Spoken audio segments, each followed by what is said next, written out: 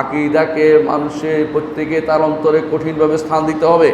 আজকের দিনে মানুষ আকীদার কথা বললে অনেকেই মনে করে যে বাড়তি কথা বলতেছে, দেশ চলে গেল, ওই হয়ে গেল, ওইটা হয়ে গেল, ওইটা হয়ে গেল। ও সবই হচ্ছে মূলত আকীদার গুরুত্ব না দেওয়ার কারণে। আপনি ভালো করে দেখুন, আজকের দিনে যত সমস্যা তৈরি হচ্ছে, যত মতবাদ তৈরি হচ্ছে, সমস্ত মতবাদের মূল হচ্ছে আল্লাহ সম্পর্কে আকীদা পরিশুদ্ধ না হওয়া। আকীদা জিনিসটা কি আসলে? আকীদা হচ্ছে আল হুকমুত তেহনিয়াল জাজেম, দৃঢ়ভাবে কোনো কিছু অন্তরে পোষণ করা, এটার নাম হচ্ছে আকীদা। অন্তরে যে জিনিস দৃঢ়ভাবে পোষণ করবেন সেটাই তো আকীদা। এটা প্রত্যেকটি মানুষেরই একটা এরকম আকীদা আছে। শুধু পাগল আর ছোট বাচ্চা ছাড়া এমন কেউ নাই যার অন্তরে দৃঢ় কোনো একটা বিশ্বাস নেই। এই দৃঢ় বিশ্বাসটা শুদ্ধ হতে হয়। এই শুদ্ধ কেন হতে হবে? কারণ আরবের মুশরিকদেরও একটা আকীদা ছিল। তাদের আকীদা কী ছিল? লাত, মানাত, উজ্জা, এগুলি তাদেরকে বাঁচাবে, এগুলি তাদেরকে বিভিন্ন বিপদ থেকে উদ্ধার করবে, এগুলি তাদের জন্য আল্লাহর কাছে সুপারিশ করবে। কারণ লাত থেকে বানিয়েছে, তারা মনে করতো লাত হচ্ছে আল্লাহর কন্যা, মানাত আল্লাহর কন্যা, উজ্জা আল্লাহর কন্যা, নাউজুবিল্লাহ। তারা আল্লাহর কন্যা সাব্যস্ত করত। আপনারা শুনেছেন এই দেশে অনেক জায়গাতে আছে আল্লাহর ওলি সাব্যস্ত করে, তাদের কাছে অনেকে অনেক কিছু চায় যে এরা আল্লাহর কাছে বললে আল্লাহ শুনবে। ঠিক একই কায়দায় আরবের মুশরিকরা মনে করত লাত, মানাত, উজ্জার কাছে চাইলে ওরা আল্লাহকে বলবে, ওরা আল্লাহর কন্যা হিসেবে, নাউজুবিল্লাহ, এরা আল্লাহর কাছে চাইবে, আল্লাহ দিবে। খ্রিস্টানরা একই কথাই বলছে যে আল্লাহর কাছে চাওয়ার দরকার নেই, তাদের আল্লাহর ছেলে তাদের মন মতো বানিয়ে নিয়েছে। ঈসা আলাইহিস সালাতু ওয়াস সালাম আল্লাহর দাস ছিলেন, তাকে আল্লাহর ছেলে বানিয়ে তার পূজা করছে, যে তার কাছে চাইলেই সব হয়ে যাবে। আজ অনেক মানুষ এই বাংলাদেশের আনাচে কানাচে অনেক মানুষ আছে যারা এই সমস্ত মাধ্যম ধরে মনে করে জান্নাতে যেতে হবে, মাধ্যম ধরে মনে করে বিপদ থেকে উদ্ধার পেতে হবে। তাদের যে ধারণা সেটা হচ্ছে যে আমরা তো আল্লাহর কাছে যেতে পারি না, আমরা তো গুনাহগার বান্দা। এই যে ধারণাটা, এটাই হচ্ছে জাহিলি ধারণা। জাহিলি যুগে মনে করতো এটাই যে আমরা কি আল্লাহর কাছে চাইতে পারি নাকি, আমরা চাইবো এদের কাছে, এরা আল্লাহর কাছে চাইবে। মা না'বুদুহুম ইল্লা লিয়ুকাররিবুনা ইলাল্লাহি যুলফা, আমরা শুধু এদের কাছে চাই এই জন্য যে এরা আল্লাহর কাছে নৈকট্য এনে দেবে, আমরা সরাসরি নৈকট্য কীভাবে পাবো? আজ জগতের বেশিরভাগ মানুষ তা মনে করে। বেশিরভাগ মানুষ, যে সমস্ত লোকেরা সুফিবাদের মধ্যে আকণ্ঠ নিমজ্জিত, এরা এটাই মনে করে যে আমরা তো গুনাহগার বান্দা, আমরা কি আল্লাহ কি আমাদের কথা শুনবেন নাকি? নাউজুবিল্লাহ। এই কথা কেন মনে করে তারা? আপনি আমি ভালো করে জানা উচিত। আল্লাহ তাআলা কোরআনে কারীম বলেছেন, উদউনি আস্তাজিব লাকুম, আমাকে ডাকো আমি তোমার ডাকে সাড়া দেব। আমাকে ডাকো আমি তোমার ডাকে সাড়া দেব। এই আল্লাহ তাআলাকে যে ব্যক্তি ডাকবে, আল্লাহ তাআলা তার ডাকে সাড়া দিবেন, ওয়াদা করেছেন। যত বড় পাপিষ্ট হোক না কেন, আল্লাহর কাছে ডাকলে আল্লাহ তার ডাকে সাড়া দিবে। 99 জনকে হত্যাকারী ব্যক্তিও আল্লাহর দিকে যাচ্ছিল, হিজরত করে যাচ্ছিল, এমনকি সে যেতে পৌঁছতে পারেনি, তারপর আল্লাহ তাকে ক্ষমা করে দিয়েছে, কারণ সে চেষ্টা করেছে। আপনি আমি যত পাপিষ্ট হই না কেন, কোনো মাধ্যমের দরকার নেই। আমার রব কোনো মাধ্যম নিয়োজিত করেননি। আমার রব সরাসরি বলেছেন, ওয়াইজা সাআলাকা ইবাদি আন্নি ফাইন্নী করিবুন উজিবু দাওয়াতাদ দাঈ ইযা দাআন।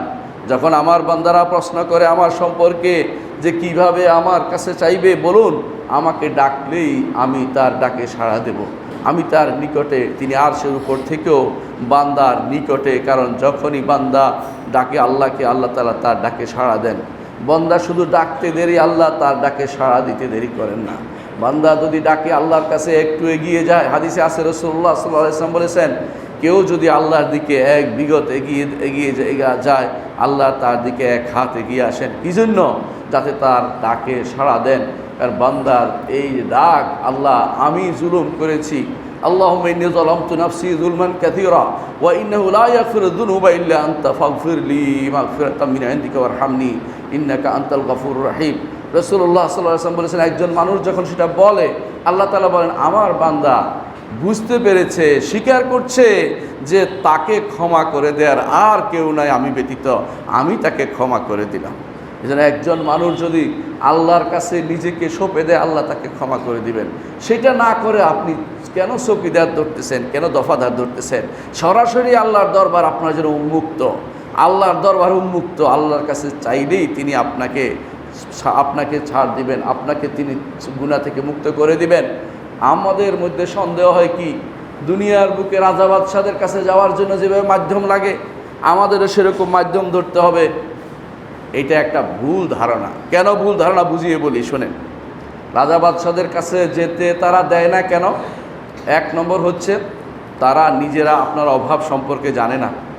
ওই মাধ্যম দিয়ে বলাইতে হয় যে উনি একটা বিপদে আছে, ওনার সমস্যাটা এই, একজনে যে কানে কানে বলবে আর তিনি মনে মনে অনুমোদন করবে। আল্লাহ তাআলা এ থেকে মুক্ত, তিনি বান্দার অন্তরে কি আছে সেটা জানেন।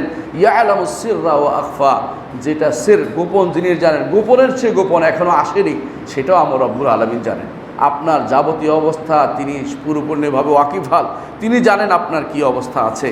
আপনি শুধু ডাকলেই হবে, তিনি আপনার ডাকে সাড়া দিবেন। দুনিয়ার বুকে ইতিপূর্বে যারাই গুনাহ করেছে, যারাই কোনো না কোনো কিছু অপরাধ করেছে, আল্লাহকে ডেকেছে, আল্লাহকে ডেকে তারা সে আল্লাহর কাছ থেকে গুনাহ ক্ষমা করে নিতে পেরেছে।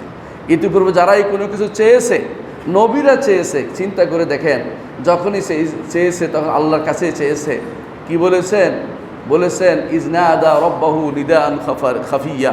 জাকারিয়া আলাইহিস সালাতু ওয়াস সালাম তার রবের কাছে চেয়েছেন নিদান খাফিয়া, খুবই গোপনে, কিছু কেউ শুনতেও পায় না, নিজে নিজে চাইছেন আল্লাহর কাছে।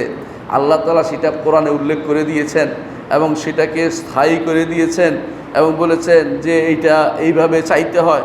তিনি চেয়েছেন যে রব্বি ইন্নী ওয়াহানাল আযমু মিন্নি ওয়াশতাআলা রাসু শাইবা, আল্লাহ আমার হাড়গুলি নরম হয়ে গেছে, চুলগুলি সাদা হয়ে গেছে।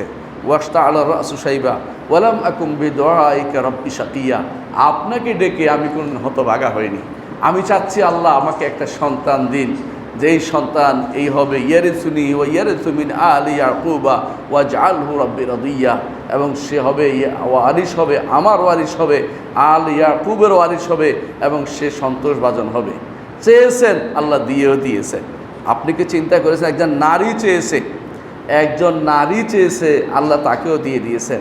সে নারী হান্না বিনতে ফাকুস, সে মারিয়ামের মা, তিনি যখন তার সন্তান পেটে পেটে আসে তিনি দোয়া করেন, আল্লাহ আমাকে একটা সন্তান দিন, আমাকে এই সন্তানকে দিন, যাতে আমি এই সন্তানকে বাইতুল মাকদিসের খেদমতে রাখতে পারি।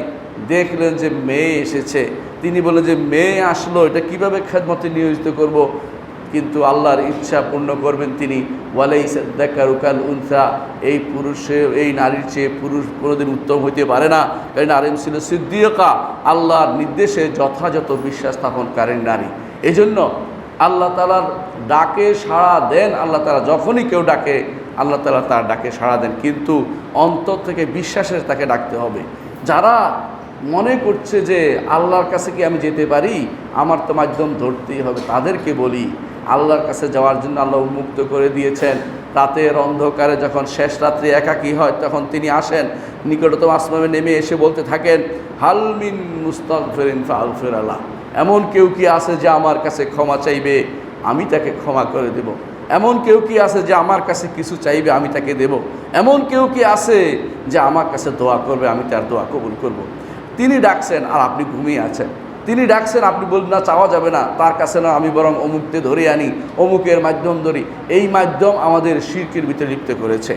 বিশ্বাস করুন, যাদেরকে আপনি মাধ্যম ধরছেন তারাও আল্লাহর কাছে যেতে হবে, তাদেরকেও, তারাও আল্লাহর বান্দা, তারাও আল্লাহর বান্দা, তারাও আল্লাহর দাস, তাদেরকেও হিসাব দিয়েই করতে হবে। এমন কেউ নাই যে আল্লাহর সামনে সেদিন দাঁড়িয়ে কথা বলবে। প্রত্যেকে সেদিন ফালা তাসমাউ ইল্লা হামসা, শুধুমাত্র ক্ষীণ স্বর শুনতে পাবেন। আদম থেকে শুরু করে শেষ ব্যক্তি পর্যন্ত কোনো ব্যক্তি সেদিন কথা বলতে সক্ষম হবে না যতক্ষণ পর্যন্ত আল্লাহ তাআলা অনুমতি না দিবেন। সুতরাং আল্লাহর কাছে সরাসরি তিনি চাইতে বলছেন, আপনি কেন ঘুরে এদিক সেদিক যাচ্ছেন? সরাসরি তার কাছে চাইবেন, এটাই আল্লাহ তাআলার নির্দেশ, এটাই হচ্ছে সঠিক কাজ। এর বাইরে অন্য এদিক সেদিক তাকাবেন, এদিক সেদিক দৌড়াবেন, এটা ভুল পথ ছাড়া কিছুই নয়। রাজা বাদশারা আপনাকে দিতে চায় না। এক নম্বর কাজ, যিনি আপনার অভাব জানেন না এই জন্য দেন না। দুই নম্বর, রাজা বাদশারা আপনাকে দিতে চায় না, দিলে তার ভান্ডার পুড়িয়ে যাবে।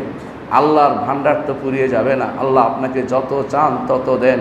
মাল্লাম ইয়াসআলিল্লাহ ইয়াগদাব আলাইহি, কেউ যদি আল্লাহর কাছে না চায় আল্লাহ তার উপর রাগ করেন।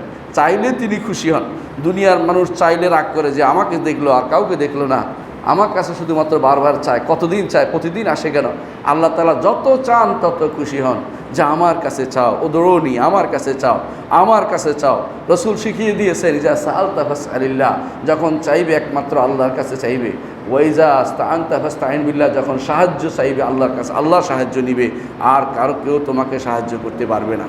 শত মানুষ চেষ্টা করলেও রসুল বলেছেন দুনিয়ার সমস্ত মানুষ একত্রিত হলো তোমার কোনো উপকার করতে পারবে না, আল্লাহ যেটা মঞ্জুর করেছেন সেটা ব্যতীত। আর দুনিয়ার সমস্ত মানুষ তোমার ক্ষতি করতে চাইলো, আল্লাহ যদি সেটা ক্ষতি মঞ্জুর না করেন তারা তোমার কোনো ক্ষতি করতে পারবে না। সুতরাং একমাত্র চাইতে হলে আমার রব্বুল আলামিনের কাছে চাইবেন, কারো কাছে কিছু চাইবেন না।